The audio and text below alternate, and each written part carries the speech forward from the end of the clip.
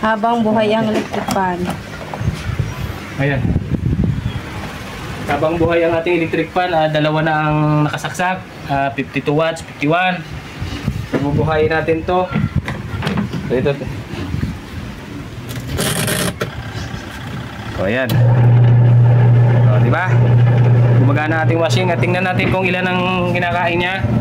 So, kapag gumamit tayo ng washing, ayan yung ating nakukonsume. Bali, washing tsaka electric fan sabay na gumagana. So, kumakain tayo ng ayun, 261 watts lahat-lahat. So, kung mapapansin nyo, tumitigil siya. Ayan o, magiging 52. Ibig sabihin, nagre-reverse yung ating washing. Good day sa inyo mga boss. Ayan, ito. Testingin natin yung mga solar panel.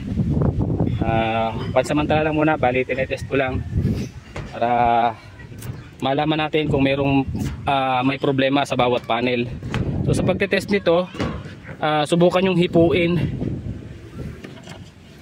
yung ganito kasi mayroong kakaiba ang init, yung as in nakakapaso talaga. Pag mayroong ganon, ibig sabihin mayroong may ground sa mga panel. Yung kapag hinipo mo, as in nakakapaso talaga, no? So nagkukos ng sunog kasi yon.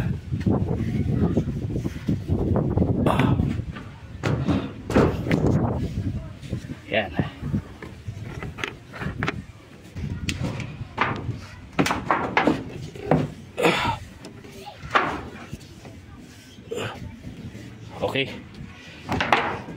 Okay. So ayan guys, naikabit ko na, temporary lang. So naikabit ko na yung MC4 connector.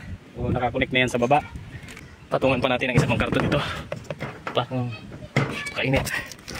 Patungan ko muna para hindi direktang nakalapat sa. Okay. Ayan, temporary lang muna yan.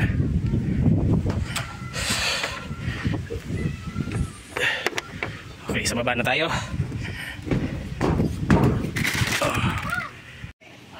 Yan, ayan. Yan. Bali, ito na tayo. Subukan na nating buhayin, katiktikan ng init. Maganda-ganda ang panahon. So, sa pagbubuhay nito guys, lagi nating tatandaan, uunahin natin ang battery. Ito yung battery. Yan. Laging tatandaan, unang binubuhay, battery. Sa pagpapatay, pinakahuli namang pinapatay ay ang battery. So una natin bubuhayin to at huli rin siyang pinapatay kung i-off nyo. Sunod, buhayin natin yung low voltage. So yan, 32, pareha sila, 32, 32. At dito naman ay 12.9. Hindi pa kasi kung bakit 12.9, no, yung system loss natin, yung sinasabing system loss, gawa ng wire. Kaya dito 12.9 siya, samantalang sa ating high voltage ay 13.2 at sa low voltage naman ay 13.1. Ngayon, bubuhayin na natin itong ating panel. Tingnan natin. So, ayan. Ayan yung hinaharvest natin. 12.8. So papataas pa yan habang tumitindi yung init. Ayan, oh. Ayan, 12 point. Pumapalo siya ng 12. Medyo kumulimlim guys. Ayan, oh. Nakikita nyo. Natatabunan ng ulap yung araw. Pero kahit natatabunan ng ulap ay nasa 10.3, 10.2 pa rin tayo. Tapos doon sa ating high voltage, pumalo na siya ng 13.7. Sa low voltage naman ay 14. Yan. So buhayin din natin itong ating watt meter. So ayan, buhay na. Buksan natin. So ayan, shout out nga pala kay Munina Lanang. So ito na po yung iyong unit from Samar. Ayan. Ito po yung inyong unit. So ayan, wala pa tayong ginagamit na appliances. So ilipat natin tong electric fan.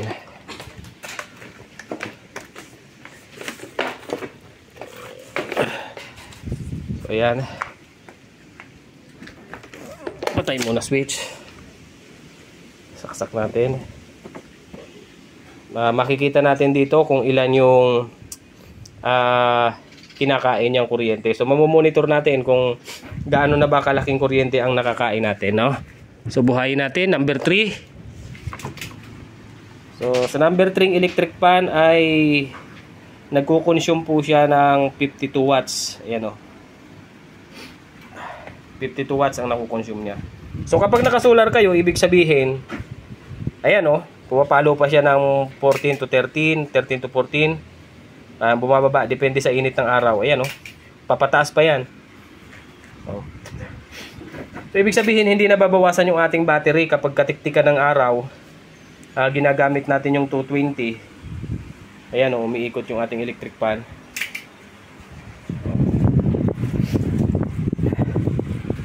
Oh, nakakatipid tayo ng kuryente. Ayan, oh. So ganyan lang yan, tataas bababa kapag depende sa init ng araw, sa sikat ng araw, no? Tapos yun, ang bilis ng iniikot, oh. Mukhang mabagal siya pag sa camera pero matulin ang ikot niya.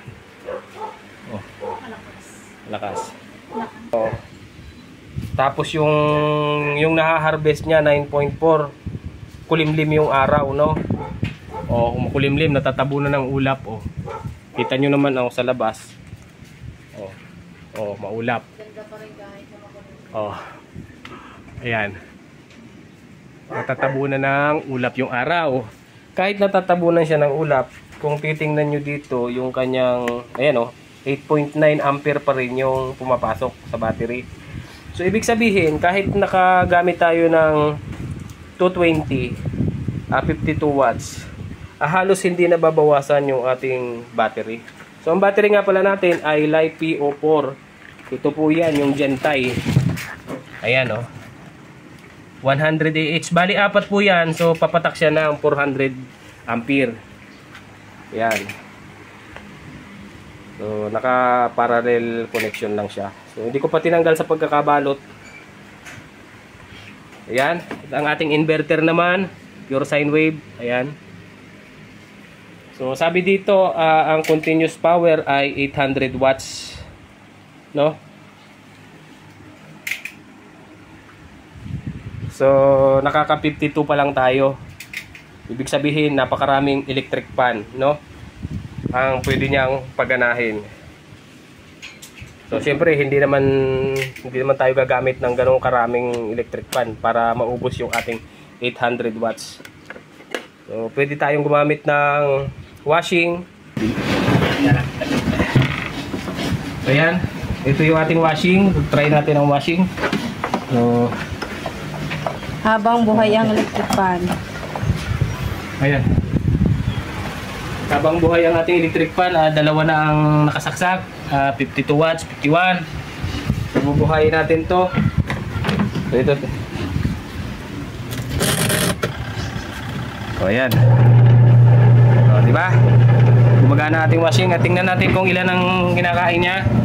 So kapag gumamit tayo ng washing, ayan yung ating nakukonsume. Bali washing tsaka electric fan sabay na gumagana. So kumakain tayo ng ayun, 261 watts lahat-lahat. So kung mapapansin nyo, tumitigil siya. Ayan, o, nagiging 52. Ibig sabihin, nagre-reverse yung ating washing. So di ba namamatay yung washing, nagre-reverse. So yun yun.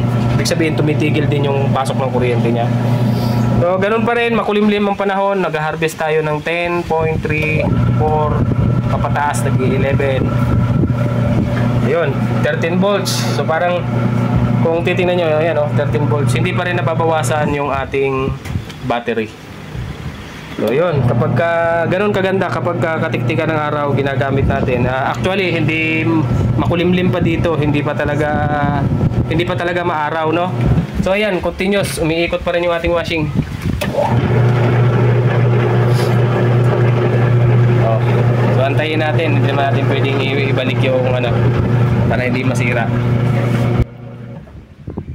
Okay. Ayan, sa mga interesado ng ganitong setup, ang kayang pagganahin na ito ay washing, electric pan, drill, grinder, o kahit na anong electrical component natin sa bahay, pwede. Maliban lang sa ating freezer, aircon, yun kasi ay special setup. Kaya niyang pagganahin yung ating aircon and then freezer.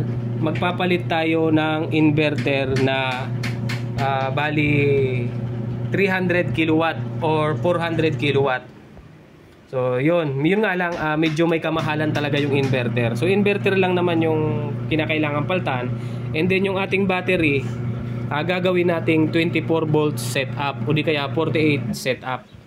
So tayo nakasetup tayo sa 12 volts dahil unang-una, napakaraming nagagamit sa 12 volts. Nakakagamit ka ng 220 at the same time nakakagamit ka ng ilaw na 12 volts. So ito yung connection natin para sa 12 volts. So napakatipid kasi kapag ka 12 volt setup, makakagamit ka ng as in 12 volts talaga. So parang isang sasakyan, 12 volts lang yung kuryente niya. So meron siyang ilaw, meron siyang wiper. Ganon din dito. Lalong-lalo na dito sa solar, mas maraming kuryente ang naibibigay niya. So tipid ka talaga sa magdamag. Kahit buhay ang tatlong ilaw mo, basta 12 volts, hindi mo kayang lubatin yung 400 Ah na battery. So yun, ganon kaganda yung ating setup ng 12 volts solar setup. Bali ito ay off-grid. O ayan, 274 watts. Galing. 815.7. Ayan. Kapag ka umiinit ang panahon, tumataas siya. Ayan guys, kung naghahanap kayo ng budget meal, meron naman tayo mga setup. Kung namamahalan kayo sa ganitong klase ng setup, dahil itong ganitong setup, may kamahalan din talaga. So sa battery pa lang, siguro naman, alam nyo kung magkano ang halaga ng ganyang klaseng battery. LiPo4 Gentai. So 4 na piraso yan. Yung 4 na piraso pa lang na yan ay talagang masakit na sa bulsa. Mapapaaray ka talaga. So kung gusto niyo naman, meron po tayong mga package na setup na mas maliliit lang na setup. Yung mga pang ilaw-ilaw, electric pan, yung yun lang ang kanyang paggaganahin. Pwede tayong mag-setup ng ganon.